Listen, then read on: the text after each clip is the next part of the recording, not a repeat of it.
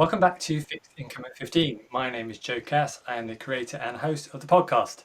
So today I am talking to Joyce Chang, Managing Director and Chair of Global Research at JP Morgan, and Alexandra Dimitrijevic, Global Head of Research and Development at S&P Global Ratings. Today we're going to talk about sustainable finance, the metaverse, and leading women in finance. So a very quick reminder that the views of the external guest are their views alone, and they do not represent the views of S&P Global Ratings. Great stuff. So Joyce, we'll start with you. As the Chair of Global Research at JP Morgan, what key themes are you discussing with your clients that could affect markets for the remainder of 2022 and also going into 2023? Well, thank you so much for that question. The key point that we're making is that we are embarking on a period of regime change. And it's really regime change in 5 different areas.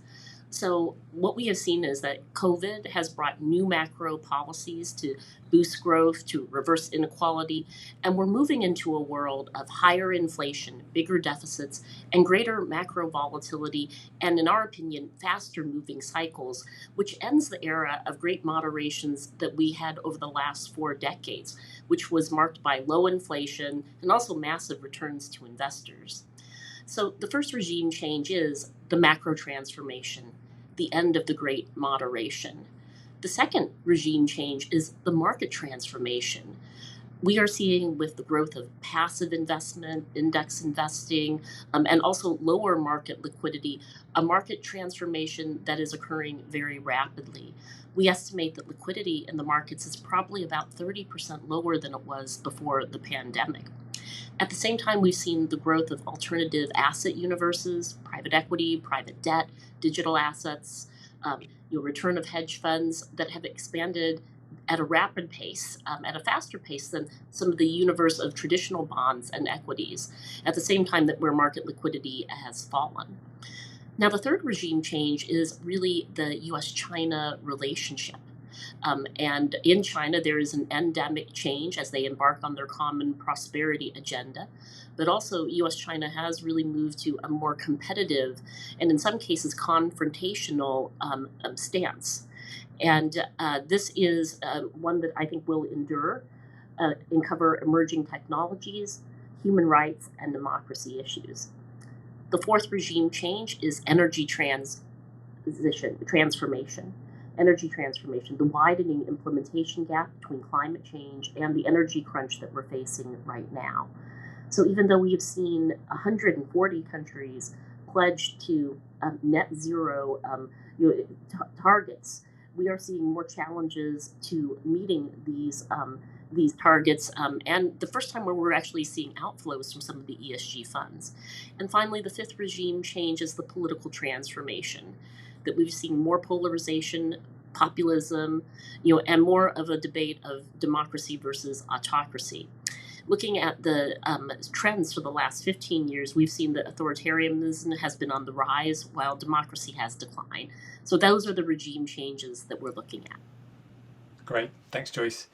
So, Alexandra, what are S&P Global Ratings' key themes for this year and beyond, thinking about a world redefined?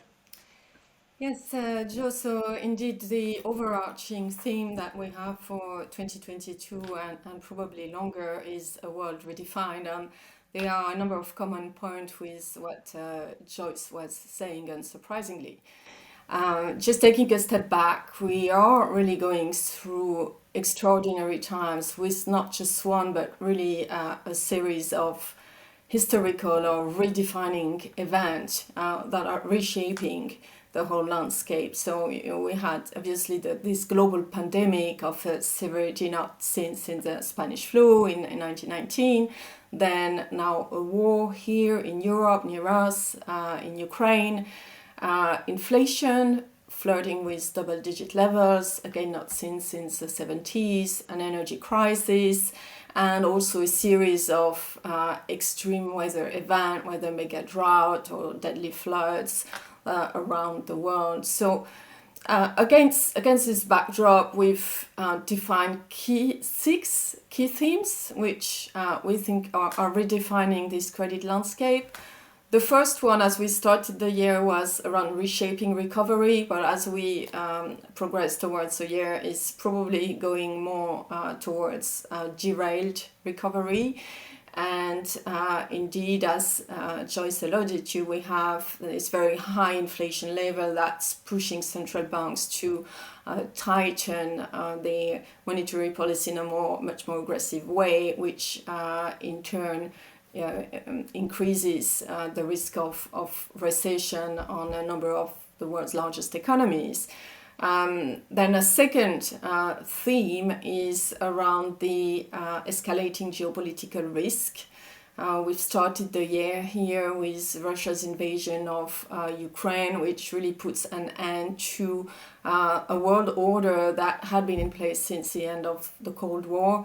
But even before that, before COVID, we have the continuous tensions between the US and China, and the episode this summer surrounding Taiwan remind us how vivid these tensions are. But also more generally, the increased inequalities that have been exacerbated by the pandemic and now the energy and food crisis, which fuel a rise in populism, both across developed and developing economies. So that's a second key theme. A third key theme is around the reshuffling of global flows. So again, this environment that we've been speaking about, there's an increased volatility and uncertainty that have prompted investors, government and corporate to rethink and in some cases reroute some of the capital flows and trade flows. On the capital side, I mean, if we had this podcast just a few months ago, we were talking about what seemed to be a never-ending low interest rate environment, and now all of a sudden we've moved from QE, quantitative easing, to QT, with this race of central banks in raking, hiking rates in the fight against inflation, propelling the US dollar at a 20 years high. And we've seen, come from a period where you had abundant and cheap liquidity flowing through to the bottom end of the rating scale and the weaker credit, to now some parts of the bond market, particularly high yield part, being virtually shut down. On the trade side, I think both the pandemic, the supply-demand imbalance in this economic rebound, and now the weaponization of energy as part of the conflict in Ukraine, all of that is underlying the complexity and interdependencies that have built up in the global supply chain over the past decade through globalization, and really are leading governments and corporate to rethink their supply chain and their strategy. So that's a third theme that we've been looking at. Moving to a fourth theme, and very dear to us as a rating agency, is resurfacing credit headwinds. And we think that we are really have now an inflection point that is looming. It's fair to say that over the past couple of years, with all of this abundance of liquidity and really investors looking for ways to generate returns, this has eclipsed to some extent the focus on credit risk. But now in the current environment, we're going to see increasing pressure on ratings and importance of credit fundamentals. And that comes in a situation where global leverage has taken another step up following the pandemic, and also where we have an extremely high share of low-rated credit that are more vulnerable to default. And two last themes which are more structural but nonetheless increasingly important, just in few words. One is the move towards net zero, really the increased awareness of the risk related to climate change and the urgency to move to a low carbon economy and its implications both for government and corporate. And the last topic, which Joyce alluded to, is around digital disruption. And the past couple of years have also been years of major breakthrough in the world of decentralized finance, but that's maybe something that we can discuss a bit later in the podcast. Great, thank you very much, Alexandra. So Joyce, in your view, what could the real long-term implications of the Russia-Ukraine conflict be for markets and economies? Well, the implications really have been summed up by Janet Yellen in moving to an era of friendshoring and looking at securing the supply chain. And at the heart of this is the energy transformation, commodities, but also we are seeing that we are having much more discussion on political regimes as well. So I think the longer term implications of this is the greater focus on national security as a priority.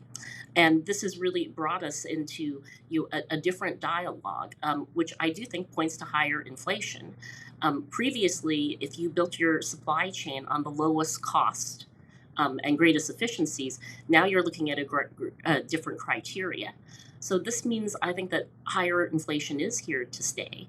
And what we've really said to investors is that previously, if you thought about a world where an expansion and a recession was 10 or 11 years, we think the current cycles are going to be shorter, 5 to 6 years.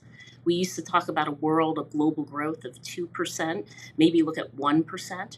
We looked at 2% inflation, maybe look at 3 to 4% inflation as the new normal.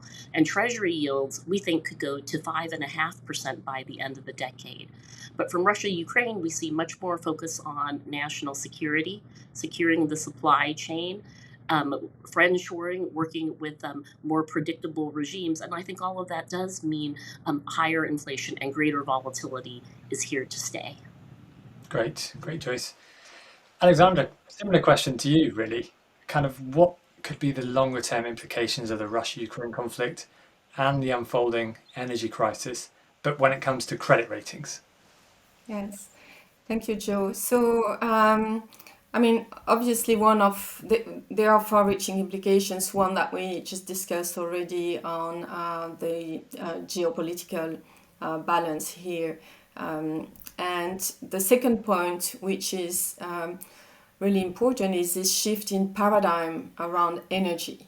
So since the Paris Agreement and with COP26, there has been this really strong focus on energy transition in that strive to a lower carbon economy. But obviously now with the situation here, the weaponization of gas as part of the conflict, energy security has come back on top of the agenda for governments, and not only energy security, but I think there's a third dimension here which is really important, is energy affordability.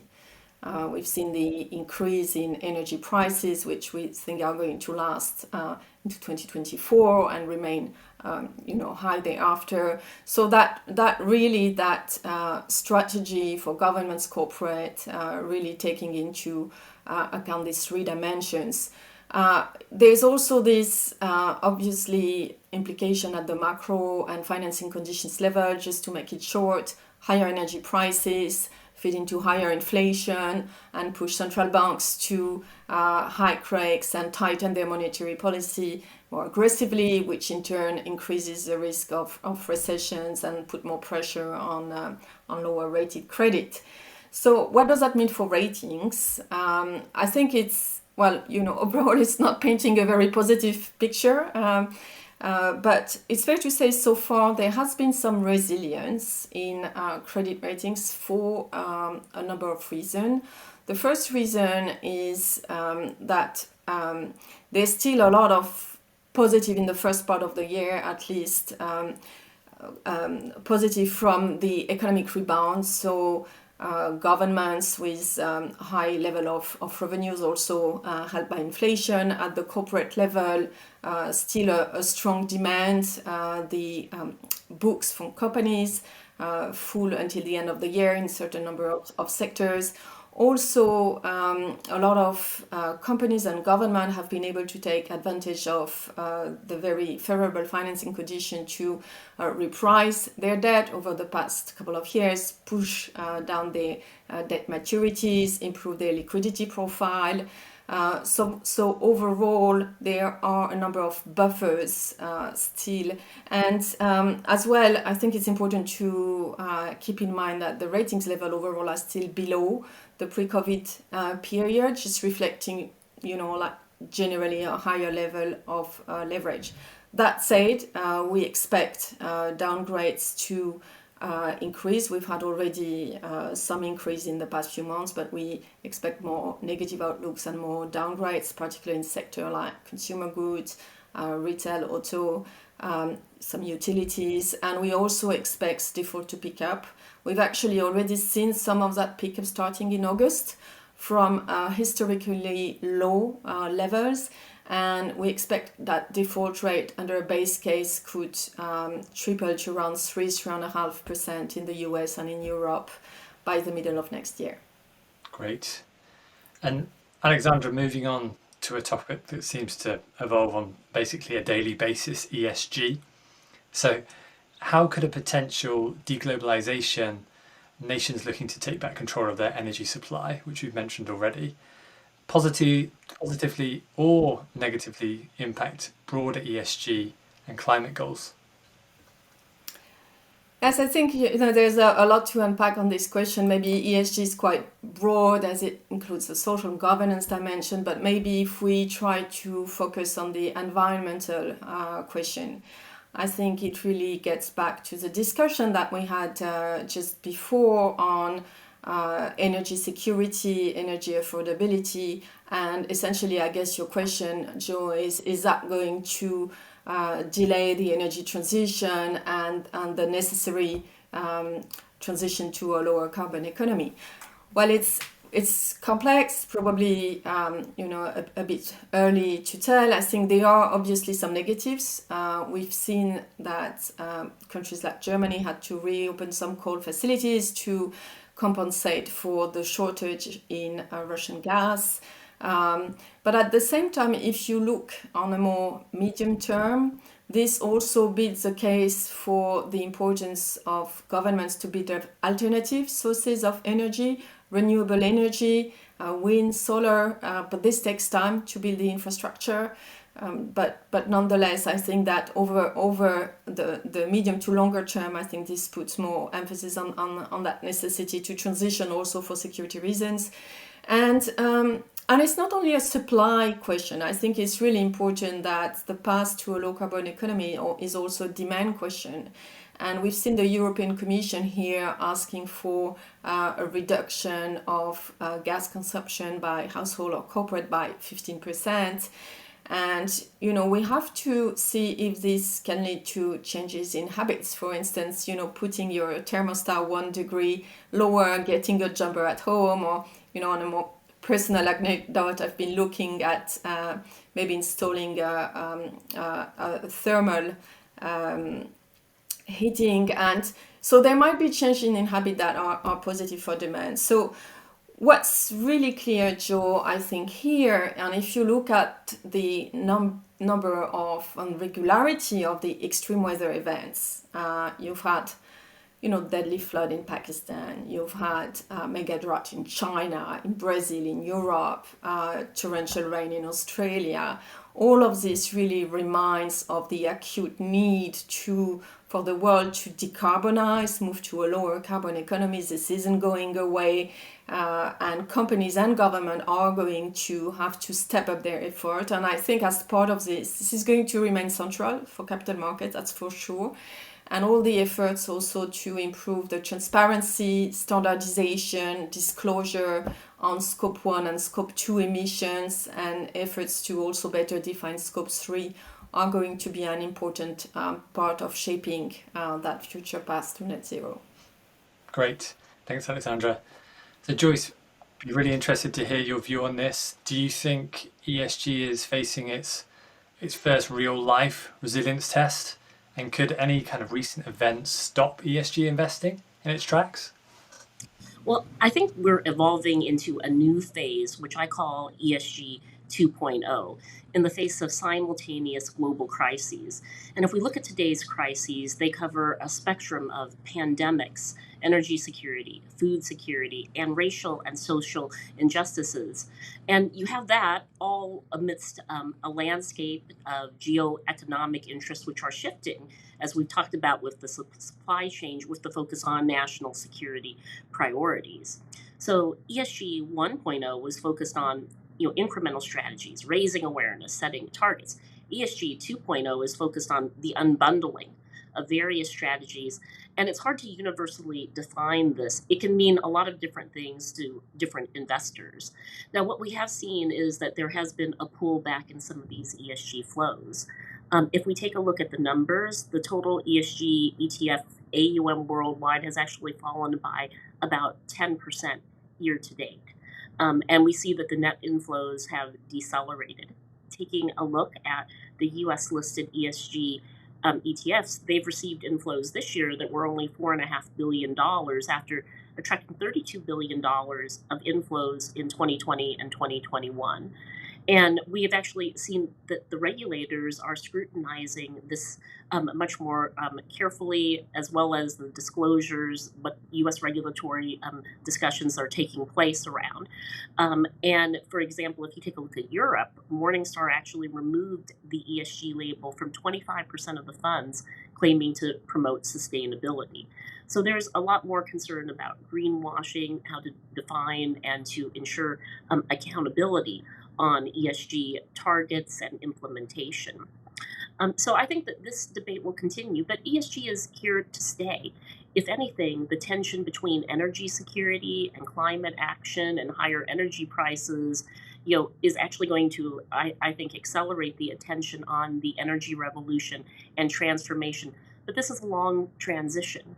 Moving, to low carbon energy, is consistent with energy security, but this is going to take some time. But I think it's important to point to the change that has occurred in the last few years, which I think is here to stay. A few years ago, only 2% of corporates had set up carbon targets. Now you have that more than 50% of corporates have done so. In the governments, this has gone up to 90% of the governments. I think we have a lot more focus now on some of the non-traditional energy supply. So hydrogen is under a lot of focus. It could be ready to make a big impact in the next decade if we find a way to use it at scale. And it's also put more attention on the supply chain of commodities that are needed for the energy transformation, nickel, cobalt, lithium, rare earths, all of that, which is getting more discussion at the policy level, which is needed to address resiliency. So, every indication is that we're going to need multiples of today's production of multiple minerals. So the reality is we cannot get to a cleaner energy world without improving the supply chains for many minerals. So I think that this is a new phase of ESG with respect to the accountability, but also with respect to the range of spectrum of how we're defining ESG as a result of the pandemic and Russia's war on Ukraine. Great. And Joyce, on to a slightly different topic, and a topic we're kind of speaking more and more about on this pod is digital assets. So I saw that JP Morgan opened a virtual lounge in Decentraland. So that's one of the largest metaverses out there for people who don't know. So Web 3.0, NFTs, the metaverse, cryptocurrency, CBDCs, DeFi, there's a lot to take in there. So what's your kind of high level takeaway of the role and the future of these areas within more traditional finance? Well, I think that first of all, we're still very much in the early innings of development here. And I think it's going to take another 5 to 15 years to develop broad material use cases and proof points here. The crypto infrastructure sector right now is in focus as Ethereum shifted from proof of work to proof of stake consensus mechanism earlier this month. A protocol referred to as the merge, which opens up a new era for the second largest blockchain ecosystem. So the proof of work consensus mechanism required a very large amount of energy to solve computational problems, to validate transactions on the blockchain, whereas the proof of stake mechanism, validates transitions based on the percentage of coins already held, which should boost the efficiency and lower energy consumption tremendously. So I think we need to see how this develops, but I would say that we're in early innings, and the institutionalization, has not occurred that quickly. So over the next 12 to 18 months, I think you're going to see a focus on the crypto infrastructure sector, companies, the protocols that will help to enable the core functionality of crypto companies that are now expanding to become, enterprise grade. One thing we have seen is that these infrastructure companies have continued to generate sustainable revenue this year by servicing emerging use cases. But if we look at the overall valuations for cryptocurrencies, they've suffered just a brutal sell-off, a real crypto winter, a 70% drop for Bitcoin, since the previous peak. So I think institutional investors are going to take this very slowly.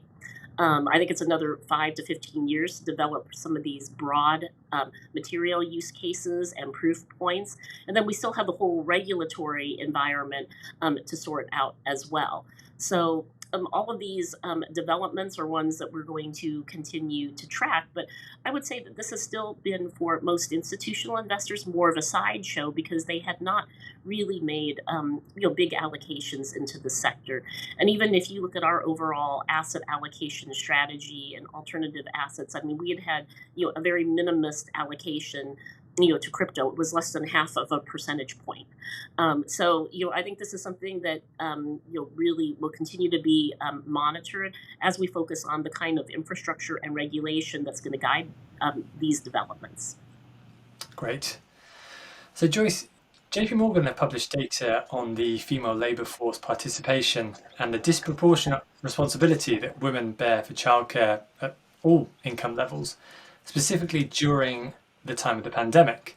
So would you be able to talk to us a bit about how the pandemic disproportionately impacted women in the workforce and what kind of policies could better support working women?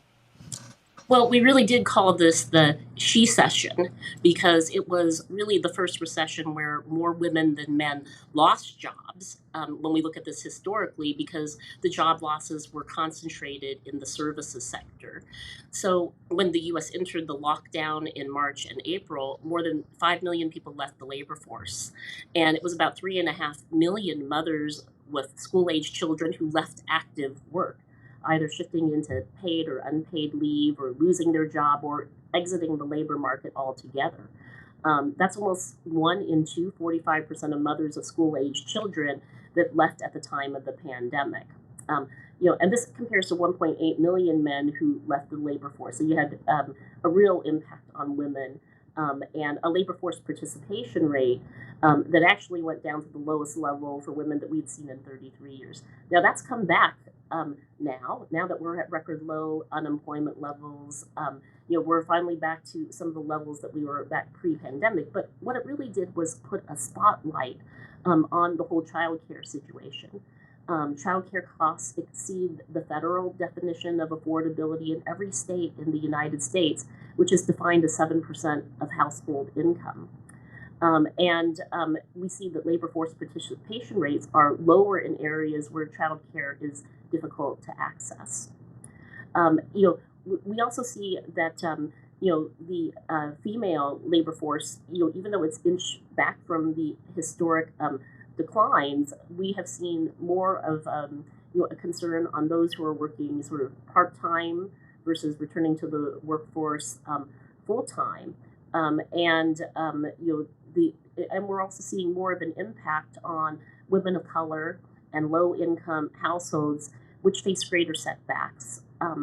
If you look at Black and Hispanic workers, they face 1.6 to 2 times 1.6 to 2 times the unemployment rates of their white counterparts at the time of the pandemic. And this was after actually making some real gains, in prior years. But just looking outside of the developed markets, women in emerging markets were really the hardest hit due to the overrepresentation in informal labor markets, and they continue to lag developed market countries on all gender metrics by an even wider margin after the pandemic. Thanks, Joyce. So, Alexandra, you're a founding member of the S&P Global Diversity Research Lab. So, can you tell us a bit about the research you've published and maybe share some of the takeaways of recent publications?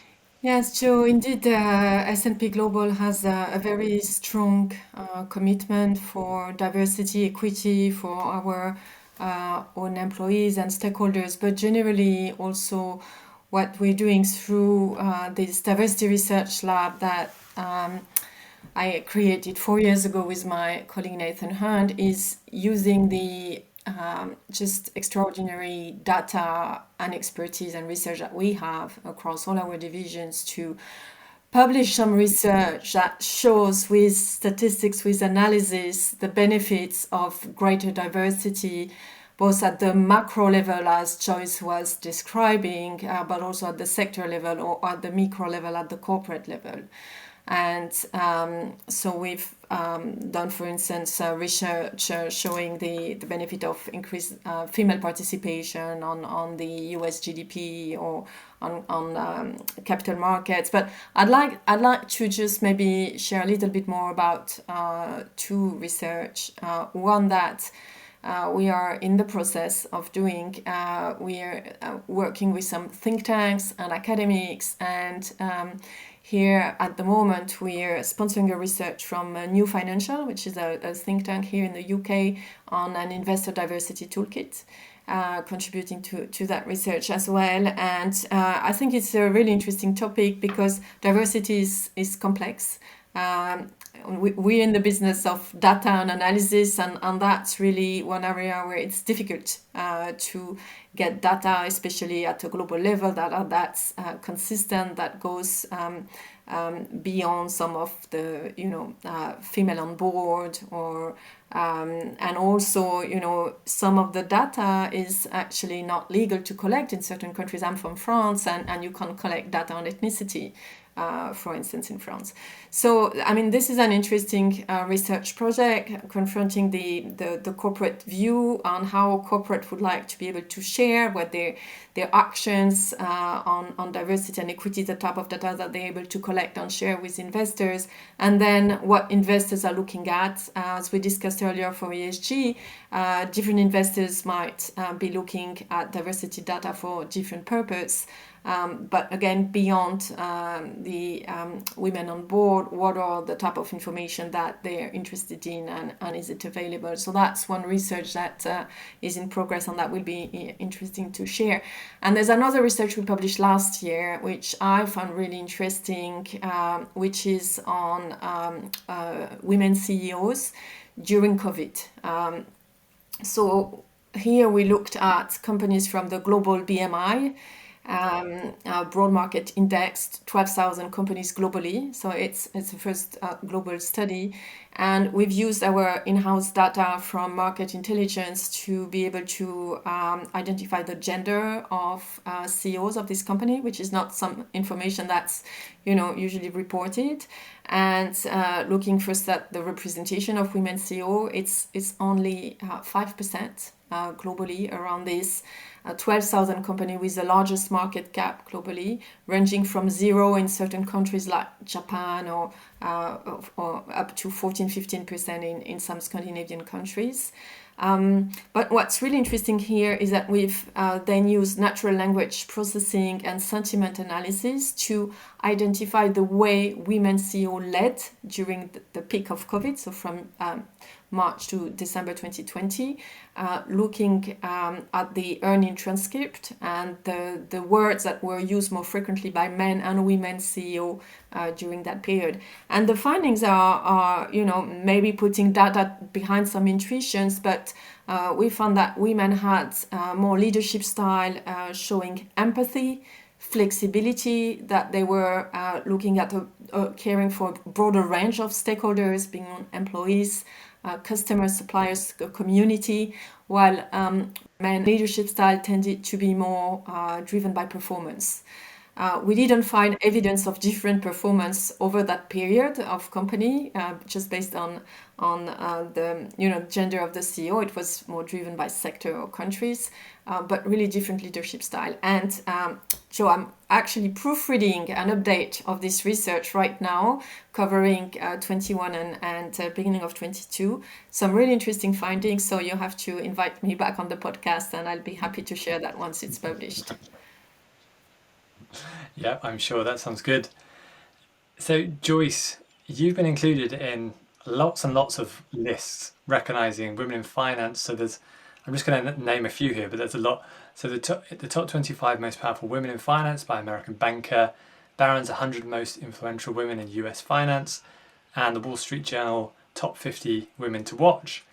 So, what lessons and takeaways from your career to date would you share with young women looking to pursue a career in finance? Well, first, I just want to say, I really congratulate Alexandra and all the work that she is doing on diversity. It's a topic that I'm also just so passionate about. But I'd say to a lot of the younger women, what this pandemic has taught us all is that you have to continue to adapt. And you also have to be able to turn a disadvantage into an advantage. I remember, many times early on, either being the youngest, the only female, or sometimes the only minority in a room. And I realized that if I wasn't well prepared, everybody would penalize me more. But that if I was over prepared and sort of came across well, I would be remembered more just because there weren't that many people like me in the room. So you need to turn a disadvantage into a more competitive advantage. I think the second thing I tell young women is don't take it personally. And I think that a lot of women, look at a situation and think, gee, if I could only do that over again, I would have done this better or this differently or have made, a different impression. So you can't take it personally. You have to realize that, it's a market. To some people, it's just a game, and you need to sort of, move on and understand that it's normal to feel uncomfortable. You need to force yourself to speak up. I often tell young women, you need to speak up twice so that people don't think the first time is just a fluke.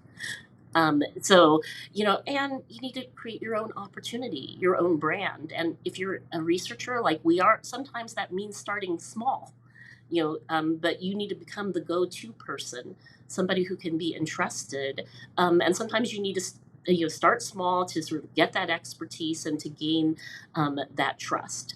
So I think that it is a point also where just we're all in this world that has been sort of virtual to back in person, where everybody's kind of just grappling with, what is this new normal as we look at a hybrid world, and how do we come across, whether we're doing this online, in person, and use and maximize those opportunities. Excellent. That was really interesting, Joyce.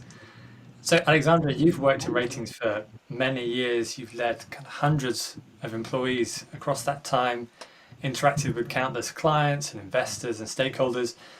So, what's been one of the most challenging times for you whilst at S&P, and what helped you overcome this challenge? So first, I'd like to say that I'm very humbled to be invited by Joyce, and congratulations for all of these prizes, and thank you for all the tips. I think for one of the most challenging time, and I'm probably not the only one here, were the first few months of COVID with this first lockdown. I mean, it seems really far now, but if you remember, all these empty streets, empty supermarkets, and all of a sudden, working from home, having the children at home, and trying to figure out what was really happening and what could be the implications, and obviously the huge human toll from the pandemic. And I think I've been really privileged in that period to be in that position of global head of research for S&P Global Ratings, a leading rating agency, having this access to wonderful team of economists, 1,700 rating analysts across the world on the ground. And at that time, we had a daily call. We also had some health experts trying to figure out what was happening. It was a very uncharted territory and volatile situation. But having this strong sense of purpose, and really everyone doing their, like extraordinary engagement to really service the market in that period, really try to be that beacon for the market. I remember we had, constant meeting with policymakers and investors and central bank, everyone trying to figure out what could be the implications of that situation. And this focus on transparency and sharing what we were learning with the broader market so that we could really collectively navigate through that period. So, I mean, it's been really both challenging, but at the same time, a formidable human adventure. And with all people united behind that sense of purpose. And for me, that's really what I would take away from that experience is in front of a challenge, you're not alone. It's really a whole organization, a whole group of people that can work together to face and solve it.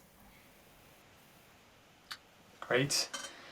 So Joyce, in addition to JP Morgan, you've worked and studied at a host of leading institutions like Solomon Brothers, Merrill Lynch, Princeton, and Columbia University. So during your time at these institutions, which individuals have been the most memorable and why? Well, I have to say at JP Morgan, Jamie Dimon and Daniel Pinto, I mean, really are just both remarkable to work with. I mean, Jamie, partly because he is just somebody who is so authentic and really can make a big company feel small, and is also just so engaged in the policy dialogue and really, stretched us to make our objectives bigger. So, if you look at our diversity networks, for example, I mean, we really put out targets like we want to lend $10 billion to women-owned businesses, $30 billion to minority, owned businesses, affordable housing. So he made a lot of the discussion, very real targets in the community. Daniel Pinto is somebody who has just been brilliant at managing through every cycle in a crisis with a lot of calm, and rigor and discipline. So I feel like the leaders that I have worked with and who've sponsored me, Daniel Pinto being one of them, just have been just remarkable leaders to work with. But there's a few people I would point to, in academia that just really stand out to me. At Columbia, Adam Tooze in the history department is somebody who's really interdisciplinary. And he has a great service, his sort of chart book, his Substack, where he really brings together a lot of different issues. You can follow him on Twitter that intersect economics, politics, geopolitical risk, and also what's happening at a community level as well as a macro level. And I am just very grateful to Princeton just because the pipeline of just top economists and people who went through the policy school where I graduated from have just been this lifelong network for me of people who are often my go-to people, have stayed in policy, have worked through a lot of the official creditor institutions and in other places. So it's just been a real privilege also to be in a place like JP Morgan where I've been able to keep that engagement with the universities and on the policy side, even while working at a big bank. Fantastic. Thanks very much, Joyce. So there's just one more question, and Joyce, it goes to you. So what senior women in finance do you think would make a great next guest on an episode of this show? Well, some of the people that I've had a chance to sponsor this year, either through our women's network or our Asian employee network or the Fixed Income Analyst Society, I can just name a few. So, Barbara Novak, the founder of BlackRock, and a lot of her sort of perspectives and history and, what she's sort of, how she looks back on the lessons learned over the cycles, what needs to happen with regulations and market reform. I want to really give a shout out to Ida Liu at Citi because we worked on a number of things on Asian American diversity together and have been in a number of different events like in the industry and also outside of the industry. There are people on the buy side like Penny Foldley at Trust Company of the West, who's just been a long time, person I have admired my whole career, but also at TCW, they've just put in their first female president, Catherine Cook. So I just think that, there's a lot of people in the marketplace that come to mind who I've had a real privilege to interact with over the years, or even interview in forums much like the one that you're hosting. Great stuff. Thank you very much for that list. I will note it down. So thank you very much, Joyce and Alexandra, for joining me today. For everyone watching and listening, see you next time on Fixed Income in 15. Thank you. Thank you.